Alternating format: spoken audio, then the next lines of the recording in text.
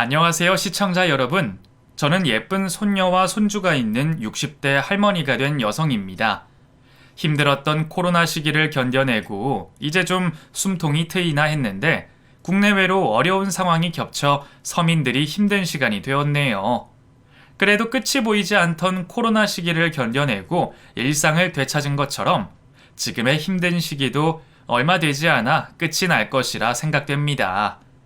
사람 인생도 이와 비슷한 것 같아요. 힘들었던 순간을 버티고 견디다 보면 언젠가는 좋은 날이 찾아온다는 거죠.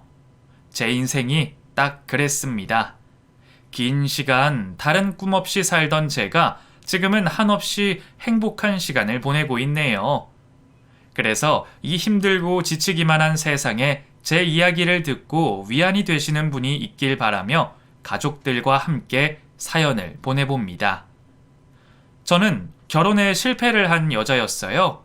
부모님이 소개시켜준 남자와 몇 번의 만남 후 결혼을 하게 되었던 저는 평범한 여자의 삶을 살게 될 줄 알았습니다. 욕심이 많은 사람도 아니었고 그렇다고 많은 행복을 바라던 사람도 아니었죠. 저와 같이 지내는 가족들과 평범한 날들을 보내며 좋은 날이든 힘든 날이든 같이 함께 할 수 있는 걸로 만족하는 사람이었어요. 누가 들어도 정말 욕심 없다고 할 저에게 그런 소박한 행복조차 이루어지지 않았습니다. 밖에서 열심히 일을 하고 있다고 믿은 남편은 다른 여자와 외도를 저지르고 있었고 그런 모습을 보고 눈이 뒤집혔던 저는 상간녀를 잡고 늘어지게 되었죠. 남편은 상간녀의 편을 들며 저를 나무랐고 그날의 일은 여자로서 잊을 수 없을 만큼 치욕적인 날이 되었습니다. 남편과 더는 결혼 생활을 이어갈 수 없다고 생각했는데 남편 쪽에서 먼저 이혼을 요구하며 저에게 이혼 소송을 걸어왔죠. 가정주부였던 저에게는 돈이 없었고 가부장적인 친정에서는 이혼 소송을 당한 저를 동네 부끄럽다며 지원을 일체 해주지 않았어요. 가진 것은 없었지만 제 딸의 양육권만이라도 지키려고 주변 사람들에게 돈을 빌려가며 소송을 벌였죠. 누구보다 아이를 사랑하고 잘 키울 자신이 있었지만 세상은 냉정했습니다. 겉으로 보여지는 것으로 판단을 내렸고 저에게 잘못이 없음에도 딸에 대한 양육권을 빼앗기게 되었죠. 하지만 아이를 다시 데려올 방법이 있었습니다. 제 상황이 좋아지기만 한다면 다시 한번 딸아이에 대한 양육권 분쟁을 시작할 수 있다고 들었어요. 그 희망 하나로 정말 이 악물고 일을 하게 되었죠. 낮에는 식당에서 설거지 일을 하며 생활했고 밤에는 목욕탕 청소를 하며 정말 눈부치기 무섭게 일어나 일을 했어요. 몸은 피곤했지만 그래도 아이와 같이 할 생각을 꿈꾸며 하루하루를 버텨냈죠. 그러다 식당에 자주 오셔 식사를 하시던 한 아주머니께서 저를 불러냈습니다. 저보고 식모 일을 하지 않겠냐며 제안을 하신 거예요. 남의 집 일하는 게 대우가 좋지 않다는 말을 들어 거절을 하려고 했는데 부잣집 식모 일이라 돈을 많이 준다고 했습니다. 거기다 의식주 모두가 해결되는 일이라고 하니 솔깃할 수밖에 없었죠.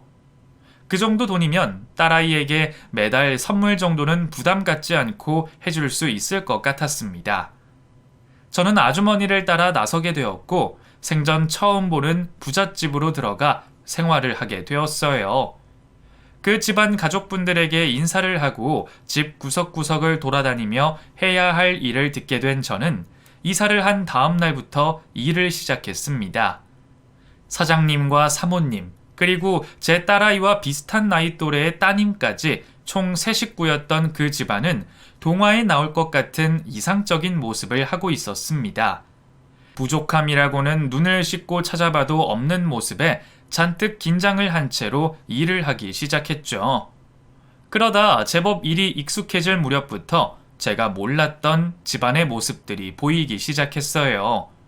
완벽해 보이는 사장님과 사모님의 사이가 겉으로 보이는 것보다 좋지 않았던 겁니다. 항상 가정이 우선이고 가족 간의 단합을 하려고 노력하던 사장님과 달리 사모님께서는 집안 대소사는 물론이고 자신의 딸에게도 소홀했어요. 관심은 오로지 사치품을 모으는 것과 주위 사람들에게 둘러싸여 놀러 다닌 것이었죠. 다른 건 다 눈 감고 모른 척 할 수 있었는데 아직 엄마의 손길과 관심이 한참 필요한 아이의 아가씨가 마음에 걸렸습니다. 친모가 맞는가 싶을 정도로 딸에게 차가운 모습의 사모님 때문이었죠. 그런 아가씨를 보면 제 딸의 모습이 겹쳐 보였고 제가 사모님을 대신하여 애정을 쏟아주게 되었어요. 아직 나이 어린 아가씨는 금방 저에게 경계심을 풀었고 항상 자신에게 관심을 쏟아주는 저를 쫓아다녔고 그런 아이가 귀여워 애정을 듬뿍 주게 되었어요. 그렇게 제 생활도 안정이 되자 아이의 양육권을 되찾을 행동도 하려고 했습니다. 그런데 딸아이에게 선물을 주려 찾아간 날 환하게 웃고 있는 아이를 보게 된 거예요. 전 남편이 새 여자를 만나 결혼했고 그 여자가 제 딸의 엄마가 되어 있었습니다. 갓난아기였던 아이는 이제 엄마 정도는 알아볼 정도로 자라 있었죠. 그 모습을 보니 제가 아이를 데리고 오는 게 맞는 건가 싶었어요. 작은 방에서 식모 일을 하는 엄마 밑에서 자라는 것보다 평범한 부모가 있는 집에서 자라는 게 아이에게 더 넓은 미래의 선택지를 줄 거라 생각한 거죠. 잘 지내고 있는 아이에게 제가 나타난다면 혼란만 줄 뿐이었어요. 저는 아이가 아무것도 모르고 밝게 자라길 바라며 뒤돌아섰습니다. 그 뒤로 몇 년 동안 제 딸아이 생각에 손수건을 매일 눈물로 적셨어요. 아이에 대한 그리움이 커질수록 그 마음을 달래고자 사모님의 관심 밖에 있는 아가씨를 정성을 다해 돌봤죠. 아이들은 정말 눈 깜짝할 사이에 자랐습니다. 벌써 아가씨가 초등학교를 들어갈 나이가 되었고 저 역시도 이 집안에서 생활한 지 3년이라는 시간이 흘렀죠. 다행히 제가 온 뒤로 집안에 큰일은 없었습니다. 여전히 사장님과 사모님 사이가 다정하지 않았지만 그렇다고 다툼이 있지도 않았어요. 그런데 제가 크게 놀라게 된 사건이 생기게 됩니다. 사장님께서 출장을 나가시게 되어 길게 집을 비우게 되었는데 사모님께서 저와 아가씨가 있는 집에 웬 남자를 데리고 온 거예요. 처음에는 사모님의 친척분이라고 생각했습니다. 그런데 그게 아니더라고요. 집으로 온 남자는 사모님이 만나고 있던 남자였어요. 불륜 관계였던 거죠.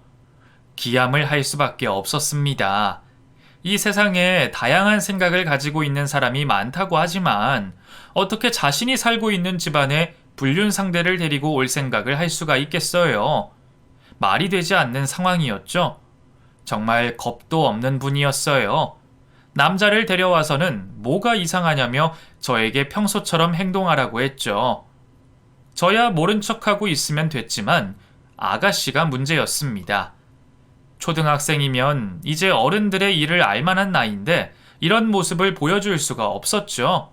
최대한 마주치지 않는 방법을 생각한 저는 아가씨의 방에서 야영을 하는 것처럼 꾸미고 최대한 위층에서만 생활할 수 있게 했습니다.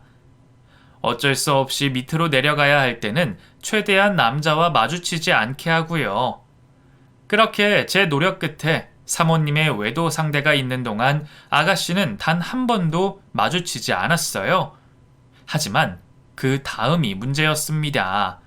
제가 본 상황을 사장님께 솔직히 말해야 할지 고민에 빠지게 된 거죠. 그 집에서 일하는 가정부인 제가 두 분 사이 일에 관여하는 게 맞지 않는 거라 생각했어요. 그런데 그 순간에도 아가씨가 마음에 걸리더라고요. 혹시 아가씨가 자라면서 사모님의 저런 행동을 알게 된다면, 보지 말아야 할 장면이라도 보게 된다면 이건 정말 큰 문제가 아닐까 싶었죠.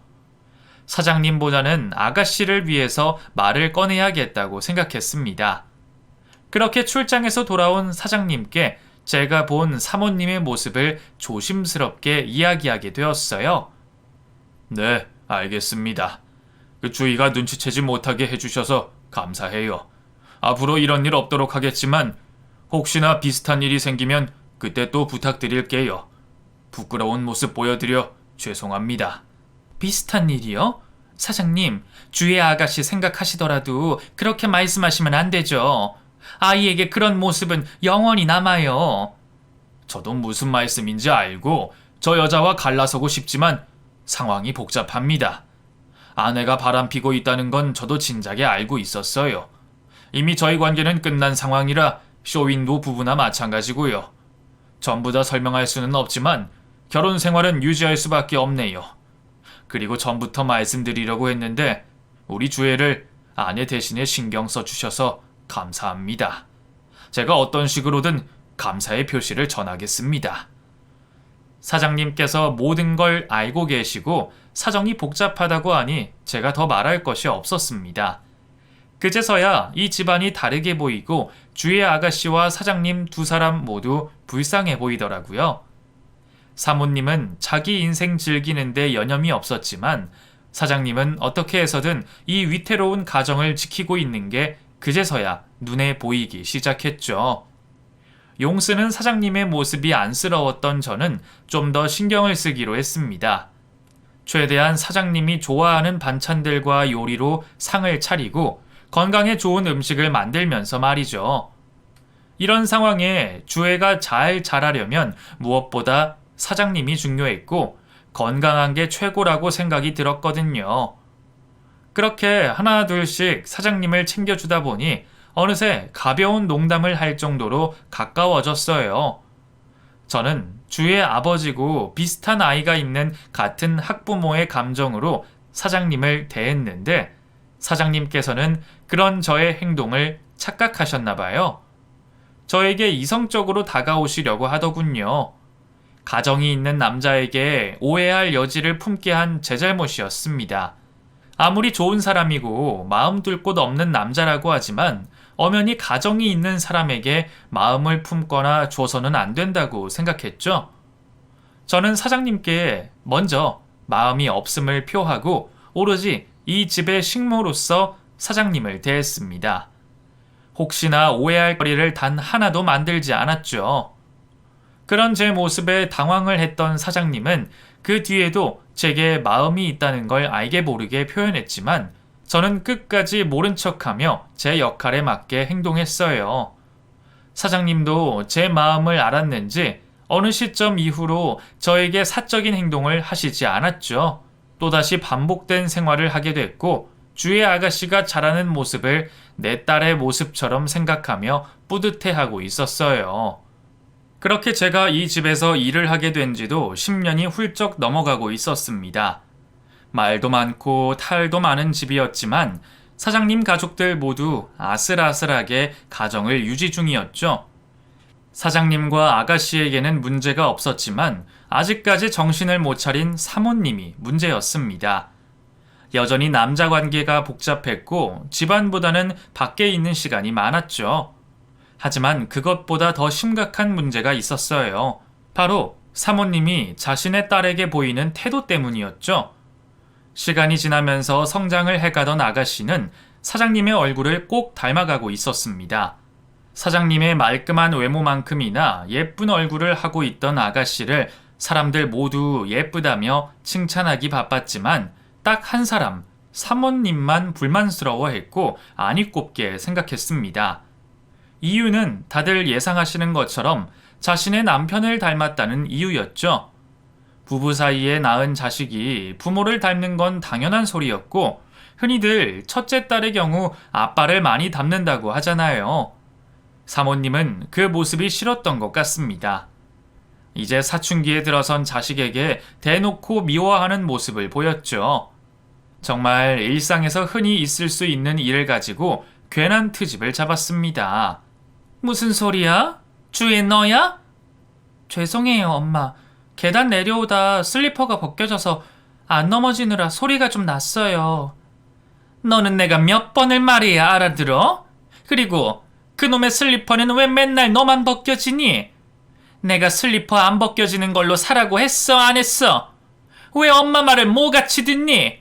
하여튼 말 안 듣는 건 치아빠를 쏙 닮아서. 죄송해요. 아우 저 표정 좀 봐. 꼭 네 아빠가 미안해하는 표정이랑 똑같잖아. 네 아빠 닮은 얼굴 꼴도 보기 싫으니까 네 거 볼일 보고 빨리 올라가! 이제 겨우 중학생인 딸에게 하는 말 치고는 너무 심한 말이었습니다. 다 큰 성인이 그 말을 듣는다고 해도 마음에 큰 상처를 받을 만한 말이었죠. 그런 말을 정말 수시로 하고는 했습니다. 특히 주애가 사장님과 닮은 행동을 할 때는 그 정도가 더 심했죠. 그렇다고 제가 두 사람의 사이를 중재하거나 입바른 소리를 사모님께 할 수도 없었어요. 제가 끼어들었다가는 괜히 문제만 더 크게 만들 뿐이었죠. 제가 할 수 있는 거라곤 마음의 상처를 입은 아가씨 마음을 만져주는 것밖엔 없었습니다. 아가씨, 제가 아가씨 좋아하는 쿠키 좀 해왔는데 먹지 않을래요? 입맛 없어서요. 그냥 거기 두고 가주세요. 나중에 먹을게요. 아까 전에 사모님께 들은 소리 때문에 그래요? 너무 신경 쓰지 말아요. 알다시피 사모님이 워낙 소리에 예민하시잖아요. 그리고 아가씨 내려오기 직전까지 친구분과 전화로 다퉈서 괜히 더 아가씨께 예민하게 구신 거예요. 이거 먹으면 기분이 좀 풀릴 텐데. 아줌마, 제가 정말 모른다고 생각하시는 거예요? 아니면 정말 아무것도 모르시는 거예요? 아줌마도 여기서 지내게 되신 지 벌써 10년이 넘었는데 저희 엄마와 아빠 관계 아실 거 아니에요. 그리고 엄마가 어떻게 하고 다니는지도 알고 있을 거고요. 네? 그게 무슨 소리예요? 저야 가사 일하는데 바쁘다 보니 정신이 없어서. 그런 분이 저희 아빠 신경 쓰지 않게 남자 만나고 온 엄마 뒤치다꺼리 해주세요? 저도 알아요. 엄마랑 아빠 사이 안 좋고 그 이유가 엄마 때문인 거. 그리고 엄마가 수시로 남자 바꾸면서 다니는 것도 알고요. 네? 그걸 아가씨가 어떻게... 그래서 저도 엄마한테 큰 기대하지 않아요. 애초에 어릴 때부터 엄마 품에 안겨있지 않아서 그런지 애정도 많지 않고요. 오히려 아줌마가 제 엄마처럼 느껴질 때가 더 많아요. 사실 이 쿠키도 제가 기분 안 좋을까봐 일부러 만들어서 오신 거잖아요.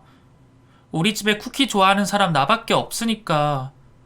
괜히 이런 거 힘들게 만들지 않아도 되니까 나 걱정되면 그냥 내 방에 와준 다음 대화 상대 해주세요. 누구한테 툭 털어놓고 이야기하고 싶은데 가족, 그것도 엄마에 관한 이야기라서 친구들한테 이야기하기가 뭐해서요. 애들이 뭐라고 생각하겠어요. 엄마 사랑도 못 받는 애라고 뒤에서 제 욕할 게 뻔하잖아요. 그러니까 나랑 같이 엄마 험담이나 실컷 같이 해요. 아줌마도 우리 엄마한테 쌓인 게 많을 거 아니에요. 제가 사장님과 사모님의 복잡한 사이를 설명하기도 전에 아가씨는 부모님의 상황을 모두 알고 있었습니다. 그리고 덤덤히 받아들이고 있었죠. 그 모습이 더 가슴 아프더라고요. 또래 아이들처럼 짜증내고 화를 내면 더 좋으련만 다른 불평불만 없이 제게 스트레스를 풀 수 있는 대화 상대를 해달라는 부탁이 너무 안타까웠습니다. 아가씨를 보니 어딘가에 있을 제 딸도 자신의 상황을 담담히 받아들이고 있지는 않을까 싶어 아가씨 마음이 더 이해가 되었죠. 저는 누가 옳다, 그르다 하지 않고 아무 말도 없이 아가씨의 말을 들어주기만 했습니다. 어릴 때부터 제가 키우다시피 해서 그런지 몰라도 저를 무척이나 따르던 아가씨는 그날 저에게 솔직한 마음을 이야기한 이후로 더 저를 의지하는 것 같았어요. 일로 바쁜 아버지, 자신에게 매정하고 차가운 어머니를 대신해 저를 자신의 보호자라고 생각하는 듯 했죠. 저에게 의지하는 아가씨가 저도 좋았습니다. 제 딸에게 해주지 못한 것들을 대신해준다고 생각할 수 있었거든요. 그런 이유로 저와 아가씨는 다른 누가 보면 모녀지간이라고 보일 정도로 다정하게 지냈습니다. 그러다 사모님이 먼저 세상을 떠나시는 사고를 당하게 되었어요. 하필 만나고 있던 남자와 여행을 가던 길에 당한 사고라 사장님이 다른 사람 모르게 일을 수습하게 되어 바쁘시게 되었고 제가 사장님을 대신하여 아가씨를 맡아 돌보게 되었죠. 사장님께서는 사모님의 사망에도 큰 동요가 없었습니다. 어쩌면 당연한 모습일 거예요. 부부라는 법적인 인연을 맺게 되었지만 지난 결혼 생활 내내 한 집에서 생활만 같이 했을 뿐 남보다 더 못한 사이였으니 말이죠. 그런데 아가씨마저 사모님의 죽음에 큰 슬픔을 보이지 않았습니다. 물론 사장님의 모습처럼 감정의 동요가 하나도 없던 건 아니었지만 엄마의 죽음을 인지한 딸의 모습처럼 보이지는 않았죠. 하지만 어떻게 되었든 가까운 사람의 죽음으로 두 사람에게 영향이 아예 없을 거라고 생각하진 않았어요. 사장님과 아가씨 두 분이 표현을 안 하거나 못 느끼고 있을 뿐 분명 내적인 부분에 심한 충격이 있을 거라고 저는 생각했죠. 그래서 장례를 마치고 난 후 이전보다 두 사람에게 신경을 몇 배로 더 쓰게 되었습니다. 작은 행동들 모두 유심히 살피며 말이죠. 그리고 좀 더 밝은 분위기의 집안을 만들 수 있게 노력했어요. 다행히 제 노력 때문인지 사장님과 아가씨 간의 대화 시간이 많아졌고 전보다 분위기가 좋아졌죠. 그런데 사모님이 사라지자 사장님께서 전에도 표현하셨던 마음을 다시 한번 저에게 꺼내시기 시작했어요. 이번에도 저는 따님인 아가씨가 받을 충격을 생각하시라며 거절의 의사를 표했지만 전과는 달랐습니다. 이번에는 정말 끈질기게 저에게 구애를 했죠. 그간 가정부로서 공과 사를 구별해서 일을 하고 있다고 생각했는데 사모님을 잃은 사장님을 신경 쓰는 동안 제 마음이 움직였던 것 같습니다. 전과 달리 사장님에 대한 제 마음도 요동을 치더군요. 결국 아가씨에게는 비밀로 하고 우리는 만남을 갖기 시작했죠.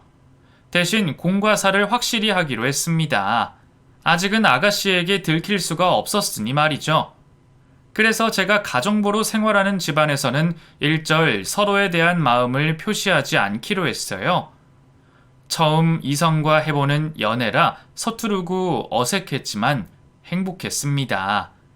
이제껏 여자로서의 인생은 끝이 났다고 생각했는데 갑자기 찾아온 사랑으로 인해 세상 모든 것이 아름다웠죠. 제가 결정했던 공과 사는 점점 흐려지기 시작했고 가정부로서 집안일을 하고 있다 보면 제가 사장님의 아내, 아가씨의 엄마가 된 기분도 들었습니다. 행복한 상상에 젖어 있던 중 몸에 이상한 변화가 찾아왔어요. 한 달 전까지만 해도 하던 생리가 멈춘 겁니다. 불안한 생각이 들었죠. 진지한 만남이긴 했지만 지금 이런 상황에 임신을 해버린다면 해결해야 하는 것들이 너무 많았습니다. 그렇게 불안한 마음으로 한 임신 테스트기에서 2줄이 나오게 되었고 그 뒤로 찾아간 산부인과에서 임신을 확인받았죠. 사장님은 앞으로 해결해야 할 일 때문에 잠시 고민을 하는 듯 했지만 결국에는 이렇게 되었을 일이라며 피하지 말고 하나씩 해결하자 했어요. 다행히 시댁 어르신분들께서는 마음 넉넉한 시골분들이라 저를 며느리로서 받아주셨지만 아가씨는 아니었습니다. 주애는 전과는 전혀 다른 태도를 보였어요. 뭐? 두 사람이 결혼을 한다고요? 임신까지 하고? 주애야, 그 아빠가 먼저 말을 못해서 미안해. 근데 남녀간의 일이 어떻게 될지도 모르고 이런 상황을 네가 이해하기 힘들 거라고 생각해서 말을 못했던 거야. 원래 우리 계획은 만남을 이어가다 주애 너에게도 우리 사이를 밝히고 네가 이해할 수 있게 천천히 가족으로서 인연을 맺으려고 했어. 근데 아이가 생겨버려서 급하게 결혼을 하게 된 거야. 상황이 갑작스럽긴 하다만 너도 정은 씨 잘 알고 있잖아. 오히려 네가 나보다 더 정은 씨를 잘 알고 의지할 거 아니야. 엄마라는 호칭이 바로 입에 붙지는 않겠지만 천천히 하나씩 바꿔가면서 지내자. 우리 가족 정말 행복할 수 있게. 아빠, 지금 무슨 소리 하는 거예요? 아줌마가 왜 내 엄마가 되는 건데요? 왜 나랑은 상의 하나 없이 마음대로 결정하는 건데요? 이렇게 일방적으로 두 분이 결론 내실 거면 두 분 마음대로 하세요. 저는 두 분 사이에서 빠질게요. 어차피 엄마 살아있을 때도 다들 각자 사느라 바빴으니까 어려울 거 없잖아요. 그리고 아줌마, 더는 내 방에 들어오지 말아요. 뭐든 내가 알아서 할 테니 나한테 신경 끄시고요. 저희 이야기를 듣고 주애가 긍정적으로 받아줄 거라고는 생각하지 않았습니다. 그래도 이 정도일 줄은 몰랐어요. 아가씨와는 이 집안 사람들 중에 그 누구보다 가깝다고 자신할 수 있었고, 저를 정말 엄마처럼 따라주던 아이였기 때문에 혼란스러워하긴 해도 큰 반대는 없을 줄 알았죠. 하지만 저희와 대화를 거부할 정도로 반대를 했습니다. 배는 불러오고 이미 다른 가족들에게 인사를 한 상황이라 결혼을 미룰 수가 없었어요. 남편의 설득 끝에 우리 결혼식에 주애를 억지로 데려 앉혔지만 여전히 배신감 가득한 눈빛으로 저를 쳐다봤죠. 결혼을 한 후에도 마찬가지였어요. 주애에게 미안한 행동을 한 것 같아 조심스럽게 다가갔지만 제가 말을 붙이기도 전에 자리를 피하고는 했습니다. 그뿐만이 아니라 주애는 제가 있는 집을 들어오는 걸 싫어했고 친구들과 어울려 방황을 하기 시작했어요. 남편과 제가 동네를 돌아다니며 집을 나간 주애를 데리고 와야 했고 남편이 좋게 타일렀지만 소용이 없었죠. 제가 방황을 하고 있는 주애에게 적극적으로 다가가서 이해를 시키고 싶었지만 저에게 강한 적대감을 드러내는 아이에게 쉽사리 다가갈 수가 없었습니다. 섣부른 제 행동으로 혹시 아이가 더 어긋나기라도 할까 싶어 그저 기도하는 마음으로 매일을 살고 아이의 기분을 건드리지 않게 뒤에서 챙길 뿐이었죠. 남편 또한 좀처럼 나아지지 않는 저희 둘 사이에서 고민이 많아 보였어요. 그렇게 우리 가족 모두 서로의 고민에 깊게 빠져 있을 때 예상치 못한 사건이 벌어지고 맙니다. 평소 저로 인해 집을 들어오기 싫어하며 친구들과 밖에서 시간을 보내던 딸아이에게 사고가 난 거예요. 놀던 상가 건물 끝에 몸을 잠시 기댔는데 철로 되어 있던 난간에 결함이 있어 3층 높이에서 그대로 떨어지게 된 거죠. 정말 다행히 떨어진 곳이 충격을 감소시켜줄 것들이 있어 어깨에 경미한 골절을 제외하고는 몸에 큰 이상이 없었습니다. 그런데 검사 결과 문제가 없다는 의사 선생님의 말과 달리 딸은 좀처럼 깨어나지 못했어요. 여러 번 검사를 다시 받았지만 역시나 머리와 몸 모두 이상이 없었습니다. 의사 선생님께서는 아이가 깨어나지 못하고 있는 걸 정신적인 요인 때문인 것 같다 말을 했죠. 우선 다른 이상이 없다고 판단이 되었던 우리는 의사 선생님과 상의 끝에 아이가 심리적으로 편안함을 느낄 수 있는 집으로 데려가기로 했습니다. 남편도 마찬가지였겠지만 저 역시도 아이가 이런 상황에 놓이게 된 걸 자책하고 있었죠.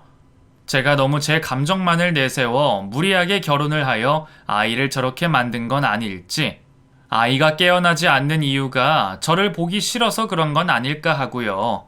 그런 미안한 마음에 아이가 하루라도 빨리 정신을 차릴 수 있게 제 모든 시간을 사용하여 돌봤습니다. 그 당시 제 마음은 아이가 일어날 수 있다면 무엇이든 할 수가 있을 것 같았어요. 하지만 아이는 좀처럼 일어나지 않았죠. 그러다 며칠 후 조금씩 몸의 움직임을 보이던 아이가 눈을 뜨며 정신을 차리기 시작했습니다. 저는 급히 밑에 있던 남편을 부르고 아이를 일으켜 물을 마시게 했어요. 아이가 일어나준 것만으로도 너무 감사해 눈물을 흘리고 있었는데 정신을 차린 아이가 저를 보고는 냉소적인 말을 하더군요. 굳이 연기까지 하면서 눈물 흘리지 마세요. 이 자리에 아빠가 없었으면 흘리지 않았을 눈물이잖아요. 솔직히 내가 영영 일어나지 않길 바랬을 텐데. 저는 가시가 돋친 아이의 말에도 아무 말을 할 수가 없었습니다. 아이가 저에게 가진 감정을 알고 있었으니까요. 주애가 일어난 것만으로도 감사했던 저는 이야기하는 모진 말들을 가슴에 박히는 대로 감내하며 주애가 편히 쉴 수 있게 자리를 떠나려 했습니다. 그런데 남편은 그 모습을 지켜볼 수가 없었나 봐요. 방을 나가려는 제 팔을 잡고서는 이제 막 일어난 아이에게 목소리 높여 말을 했죠. 너 아무리 정신이 없다고 해도 그게 무슨 말이야? 엄마가 너 이렇게 되고 얼마나 걱정을 했는데 무슨 일 생기면 바로 조치를 취해야 한다고 네 침대 옆바닥에 누워서 생활한 사람이야. 아무리 철이 없고 이제 막 일어나서 정신이 없다고 하지만 사람이 자기 때문에 걱정하는 모습 보이면 감사해 하고 죄송할 줄 알아야지. 이게 지금 무슨 태도야? 저 사람이 왜 내 엄만데요? 저 사람이 날 낳기라도 했어요? 내가 싫다고 했잖아요. 내가 저 여자 엄마로 들이기 싫다고 했는데 아빠랑 저 여자가 자기들 마음대로 결혼해서 내 엄마 노릇한다고 있는 거 아니야. 그리고 아빠는 바보야? 저 여자가 자기 아이 낳으면 날 가만히 놔둘 것 같아? 아무것도 안 해도 거슬리는 내가 자신을 이렇게도 싫어하니 얼마나 이 집에서 쫓아내고 싶겠어. 자기 자식한테 이 집 모든 걸 물려주고 싶을 거 아니야. 아줌마 착한 척 연기하지 말아요. 그런다고 내 엄마 자리를 차지할 수 있는 게 아니니. 아줌마가 뭘 한다고 해도 돈 많은 우리 아빠 꼬신 꽃뱀일 뿐이고 우리 집에서 일하던 식모일 뿐이야. 늙어 빠진 꽃뱀년. 넌 식모야. 알아? 아이는 흥분을 하고는 제게 막말을 퍼붓기 시작했습니다. 제가 이 방을 떠나야만 아이가 진정을 할 것 같아 저를 잡고 있던 남편의 손을 뿌리치고 나가려 했죠. 그런데 순간 짝 하고 무엇인가 부딪히는 소리가 들려왔어요. 직감적으로 느낄 수 있었습니다. 이건 살과 살이 부딪히는 소리라는 걸요. 뒤를 돌아보자 단 한 번도 딸을 때린 적 없던 남편이 주혜의 뺨을 내리친 후였죠. 주혜 또한 아빠가 자신의 뺨을 때렸다는 상황에 놀라 빨갛게 달아오른 뺨을 만지며 방금 전에 벌어진 일을 믿지 못하는 모습이었습니다. 그럼에도 남편은 아직 화가 덜 풀렸는지 딸에게 소리치기 시작했죠. 너 정말 너무한 거 아니냐? 네 엄마가 너한테 지금까지 잘못한 게 뭐가 있다고 입에 담을 수도 없는 그런 말을 해. 그래, 네 친모 그 여자가 너한테 그렇게 소중해?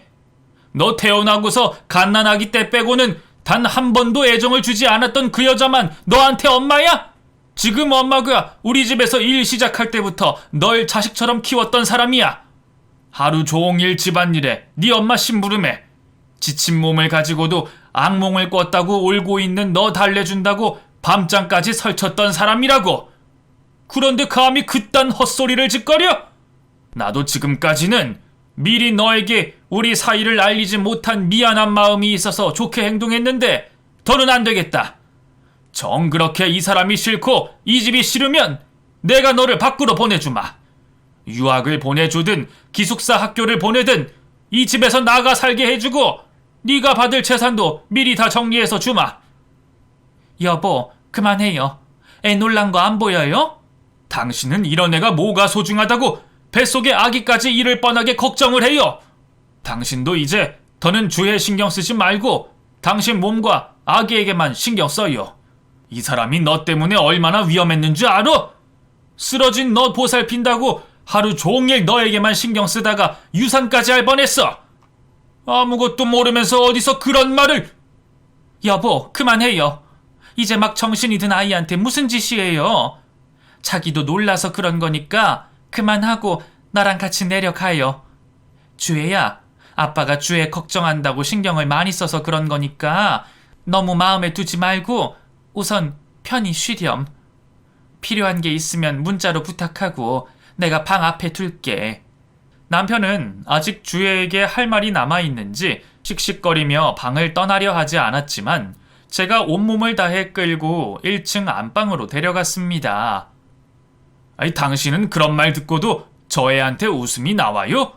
아니, 하다못해 짐승들도 치료해준 사람 알아보고 고마움을 표하는데 쟤 하는 걸 좀 봐요. 방금 전에 제가 한 소리 못 들었어요? 들었어요. 근데 주혜 이제 겨우 고등학생이에요. 한창 예민하고 작은 것에도 감정이 폭풍같이 몰아치는 나이라고요. 그런 시기에 갑자기 엄마가 된 내가 좋게 보이겠어요? 그것도 아이한테는 일방적으로 우리 관계를 설명한 거잖아요. 그리고 지금은 자기도 원치 않는 사고가 나서 놀라서 짜증스러울 텐데 그런 애가 말하는 걸 뭐하러 귀담아 듣고 반응을 해요. 오늘 한 이야기야 나중에 몸이 괜찮아지고 진정이 돼서 이야기하면 되는 걸. 말하고 혼내는 것까지는 나도 당신을 이해하겠는데 뺨까지 때리는 건 너무했어요. 이런 상황에서 아이가 어떻게 느끼겠어요? 또 나 때문에 자기랑 아빠 사이가 멀어지게 됐구나 할 거 아니에요. 다음부터 혼을 내려면 모든 상황 마무리되고 나서 서로 진정이 된 다음에 혼을 내고, 매를 들더라도 손찌검은 하지 마요. 우선 며칠간은 주애도 진정을 해야 하니까 괜히 가서 놀란 아이 건들지 말고 휴대폰으로 사과하고 기다려요. 아이 여보, 이제 기다리는 건 그만할 때가 됐어. 이제는 매를 들든 혼을 내든 지금 우리 상황을 받아들이게 해야죠. 언제까지 어린애라고 기다리고만 있을 거예요. 주애 회복하면 내가 알아서 해볼 테니 조금만 더 기다려줘요. 그리고 애한테 유산할 뻔했다는 이야기는 뭐하러 해요? 아무 일 없었으면 된 거지. 괜히 애한테 죄책감만 생기잖아요. 당신 앞으로 가만히 있겠다고 나랑 약속해요. 알았죠? 남편이 꺼냈던 말처럼 주애가 쓰러지고 하루 종일 아이의 곁에서 상태를 확인하던 저는 유산을 할 뻔했습니다. 안 그래도 주애가 저에게 마음을 주지 않아 심적으로 힘들어하던 상황에서 아이를 돌본다고 육체적으로도 무리를 하다 보니 위험한 상황이 생길 뻔한 거죠. 그래도 정말 다행히 아이는 무사했어요. 그날 이후 휴식도 취하고 제 몸도 신경 쓰면서 주애를 돌보고 있었죠. 하마터면 소중한 아이를 잃어버릴 수 있었지만 그 모든 건 제 몸 상태를 잘 돌보지 못한 저에게 있었습니다. 주애에게 아주 조금의 탓이라도 있다고는 생각한 적 없었어요. 그러다 보니 남편이 주애에게 꺼낸 유산 이야기가 마음에 걸렸습니다. 아직 어린 주애가 마음에 큰 상처라도 받으면 어떡하나 싶었어요. 방을 나가면서 본 주애의 얼굴이 새하얗게 질려 있었거든요. 신경이 쓰였던 저는 잠시 얼굴이라도 확인을 하려고 했죠. 요기할 거리를 가지고 가서 얼굴을 확인하려고 했어요. 주애가 어렸을 때부터 좋아하던 죽을 끓였습니다. 그리고 주애 방에서 노크를 하고 죽을 넣어주려고 했는데 제 노크 소리가 들리자마자 문이 열리는 게 아니겠어요? 그리곤 그 앞에 있던 주애가 죽이 들어있던 쟁반을 옆에다 치워놓고 제 품에 안기는 겁니다. 꿈에서나 그리던 상황이라 기뻐하지도 못한 채 당황을 해선 제 품에 안겨있는 주애를 다독였죠. 아이는 제게 잘못을 했다고 하면서 울고 있었습니다. 엄마, 죄송해요. 제가 잘못했어요. 제가 두 분께서 결혼을 한다고 하니까 너무 놀라서 치기 어린 마음에 엄마한테 못된 짓만 했어요. 저도 속으로는 제 엄마가 되어주셔서 좋았던 것 같은데 친엄마가 죽은 상황에 마냥 좋아하면 내가 나쁜 년인 것 같기도 하고, 갑자기 아빠랑 결혼하고 아이까지 생겼다고 하니까 믿었던 사람한테 배신을 당한 것 같아서 괜히 삐뚤게 행동했던 것 같아요. 미안해요, 엄마. 제게 엄마라고 해주는 아이의 목소리를 듣자마자 저도 왈칵 눈물이 쏟아져 나왔습니다. 저에게 용서를 구하는 아이에게 괜찮다며 오히려 내가 미안하다며 제 마음을 전했지만 아이는 큰 죄를 지은 것처럼 계속 미안하다라는 말만 되뇌고 있었죠. 2층에서 큰 소리가 들리자 또다시 큰일이 난 줄 알고 남편이 뛰어 올라왔지만 서로를 부둥켜 안고 울고 있는 저희를 보곤 저희 둘만의 시간을 보낼 수 있게 자리를 비켜주었어요. 조금씩 아이가 진정이 되자 저는 아이의 회복하지 못한 몸이 걱정되어 아이를 데리고 침대로 갔습니다. 그리곤 주애가 시작하는 이야기를 듣게 되었죠. 아빠, 엄마가 내려가시고 화가 나서 집을 나가려고 하는데 침대 밑에 있던 일기장을 봤어요. 엄마가 쓴 일기장이요. 거기에 엄마가 저 때문에 얼마나 가슴 아팠는지 그 마음이 다 적혀 있더라고요. 읽는 저도 제가 한 기억이 떠올랐고 미운 행동만 한 것 같은데 엄마는 저를 탓하거나 미워하기보다 항상 저한테 미안한 마음만 가지고 계신 걸 읽게 됐어요. 아빠가 말씀하신 유산하게 될 뻔한 내용도 봤고요. 그 정도면 절 미워하실 법한데 그러다 보니까 제 어린 시절 엄마께서 절 어떻게 생각하셨을까 궁금해서 바로 앞방에 있는 창고에서 일기장 몇 개를 더 가져와서 펴봤고요. 그때도 한결같이 저를 많이 생각해 주시더라고요. 저희 아빠도 신경 써주시고 그 일기들을 읽고 있다 보니까 제가 왜 이렇게 좋은 분께 악을 쓰나 싶었어요.